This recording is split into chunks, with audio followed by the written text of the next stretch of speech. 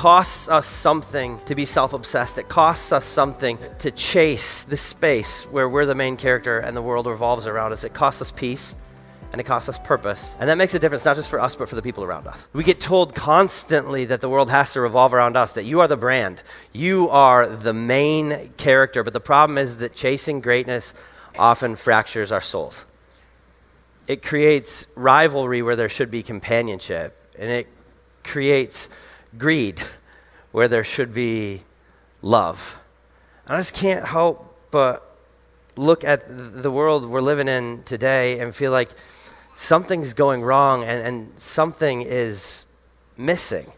Like our ability to be present in the moment we're living through with the people around us seems to be completely gone. And I can't help but think we might be able to discover at least a little bit more peace if we stop trying so hard to be important. Like how much more value could we add to the world around us if we didn't demand that it revolve around us? How much more love could we unleash if we opened our eyes for ways to serve rather than be served? Like maybe the best and most beautiful parts of the future are not going to be created by the people out there who are chasing greatness. Like what if our world doesn't need more main characters? What if it needs more Samwise Gamgees? People so grounded in who they are and so humble they're willing to sacrifice in order to help the bigger story succeed. I'm convinced the people who end up being most dangerous to the darkness in the end are those with nothing to prove. Because they're the ones who are able to unleash selfless love in a way that lights it up. It's hard to do that, though, in 21st century America. Can we admit that? Like, our society is obsessed with getting more and being more and doing more and achieving and accumulating. Like, if you went to AI and you asked it to create a picture, like a Lord of the Rings style picture of someone who has achieved the American dream, that picture would look a whole lot more like Aragorn with a castle and a kingdom behind him than it would like Sam and his humble house and his bundle of kids. I mean, in the last 50 years, the average size of a family in the United States of America has been cut in half, and the average size of a house in the United States of America has almost tripled. That's a 600% increase in square footage per individual. And yet, all that square footage doesn't seem to be able to contain the stuff we've got. And so now storage units are a $50 billion a year industry in America. It's nuts. It's nuts. We're spending our lives and our years chasing cheers at the crazy speed of always wanting more. And yet, if you ask most people in America, they'll tell you that they're not satisfied. It's not enough. They don't have what they want yet. They haven't accomplished what they thought they needed to accomplish. They're comparing themselves to everyone around them. And it's like, I'm not there. My soul is empty. And our general response to that, at least if you're anything like me, is to just try harder. It's like, okay, this wasn't working. I should do it more. I should run even faster toward the stuff that the world says will bring me happiness and significance. And so we move at breakneck speed, but we're going fast and we're lacking fulfillment because we have mistaken movement for meaning. And there's something we've lost in that mistake. We just cannot live the way that we're meant to live and love the way that we're meant to live or love when our lives are focused inward rather than outward. We're not built for this. And it costs us something to be self-obsessed. It costs us something to chase the space where we're the main character and the world revolves around us. It costs us peace, and it costs us purpose, and it costs us presence. And that makes a difference not just for us, but for the people around us. We're in the middle of this series right now called The Way We Wait. And we've been digging deep into these two letters that the Apostle Paul wrote to the church in Thessalonica, where he told them how to be and how to become the people God created us to be, people who have hope and joy and meaning, people who point others toward Jesus while we wait for Jesus ultimately to come back to our broken world and set all things right and make all things new. And this morning, we're going to be in 1 Thessalonians chapter 4. And so if you got a Bible, you can crack it open there. If you don't have one, no worries. The words are going to be on the screen. And if you need a Bible or your kids need a Bible, we have a whole bunch of them for different ages on a bookshelf in the prayer room right outside those doors. Please take what you need before you leave today. But this is a brilliant passage. I love these 4 verses we're going to jump into this morning because Paul gives us a picture of how we're meant to find the kind of peace and the kind of presence and the kind of purpose that are sadly lacking in our fast-paced, self-obsessed world. But the message he has about how we are meant to discover those things is frankly countercultural. It was countercultural when he wrote it a couple thousand years ago, and it's probably even more so today. Beginning in verse 9, this is what he says. Now about your love for one another, we do not need to write to you, for you yourselves have been taught by God to love each other. And in fact, you do love all of God's family throughout Macedonia. Yet, we urge you, brothers and sisters, to do so more and more.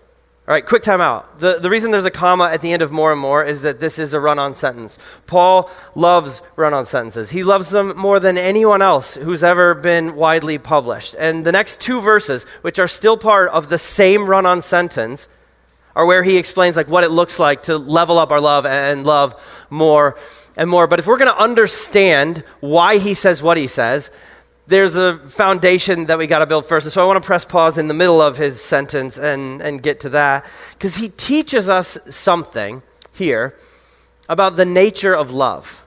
That love is constantly on the move, like in one direction or another. Love is never static. It's always deepening or diminishing. Like in other words, we can't just live with the level of love that we're at. It's either going to level up or leak out. And what Paul's saying in this verse is that God's work in our lives helps us level up our love, both in terms of quantity and quality.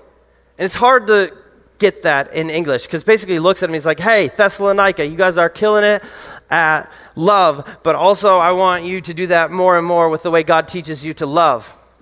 And this is the same word, love, because we only have one in English, which means for a lack of options, we're forced to use the same word to describe the way we feel about our wives and the way we feel about cheese.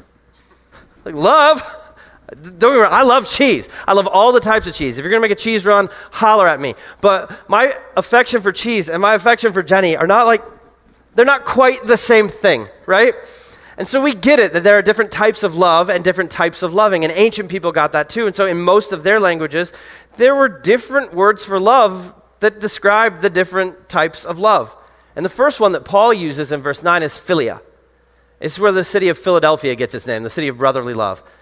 Philadelphia doesn't live up to that name. They threw ice balls at Santa at an Eagles game once. But that's what it was supposed to be, right? And it's this companionship love. It's the kind of love we have for friends. It makes the world worth being in because we're not meant to do this whole thing alone, right? And so Paul looks at the church in Thessalonica. He's like, you guys are killing it at philia. Nice job. But also keep leaning into what God is teaching you about agape. It's a totally different word the second time Paul says love because it's a totally different type of love. Agape isn't just friendship love. Agape is this secure, unbreakable, unconditional, self-sacrificial love where you would give anything and everything for the sake of another person. And Paul's like, I get it that that's a different level of love, but you know how to love like that because God taught you.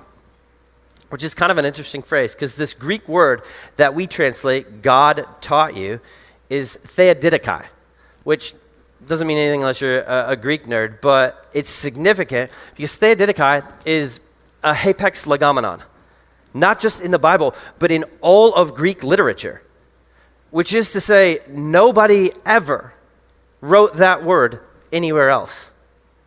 Basically, Paul made it up. It's not a word, but he's sitting there, he's like, how do I describe agape?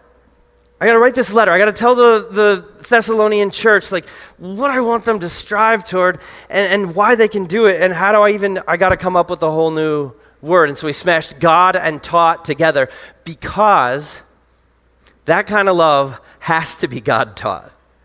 It's so foreign to our selfish, broken humanity that we're never going to understand what it actually looks like unless God teaches us, unless the Holy Spirit is alive and working with us to remind us, to give us a bigger, better vision of what it looks like and what it meant that God himself stepped out of eternity into the human story and laid down his life so we could be forgiven and set free. That's agape. That's mega love, and it's the kind of love we were meant for and made for, and meant not only to receive from God, but to show to the people around us. That's what Paul says to the church at Thessalonica, and then he tells them what that looks like.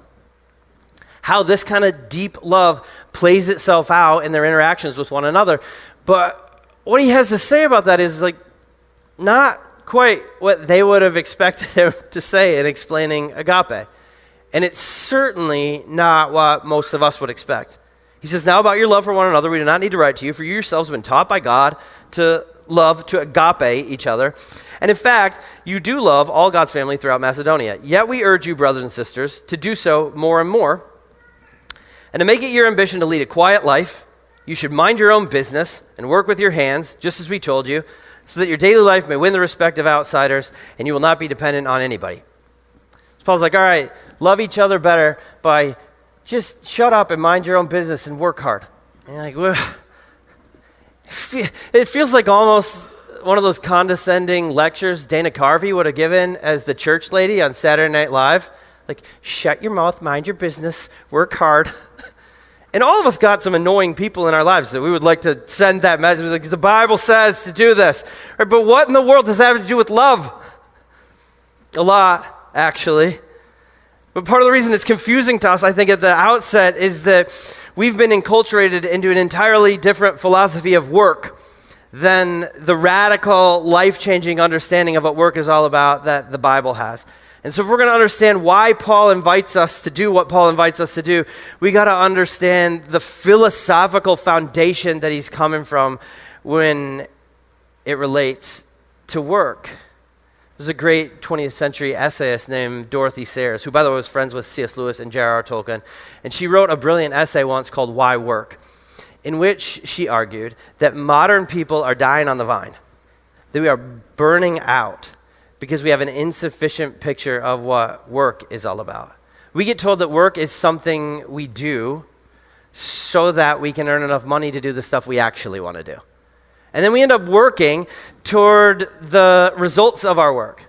We show up at work and we work really hard so that we can get success and so that we can get wealth, and that's why we're working, rather than working because of the work itself. Rather than doing things just because they're good and they need to be done in the world. And what Sayers argues is that we're made in the image of a God who works to work like him, which means we were born to do things that add value to people, whether those things are big or small. And so she defines work like this. She says, work is the gracious expression of creative energy in the service of others. Work is the gracious expression of creative energy in the service of others. And when we see work like that, it's a chance not just to participate in our own lives, but to participate in the lives of everybody around us by doing things that bless them and make the world better and more beautiful. And when we look through that lens, we work a whole lot differently.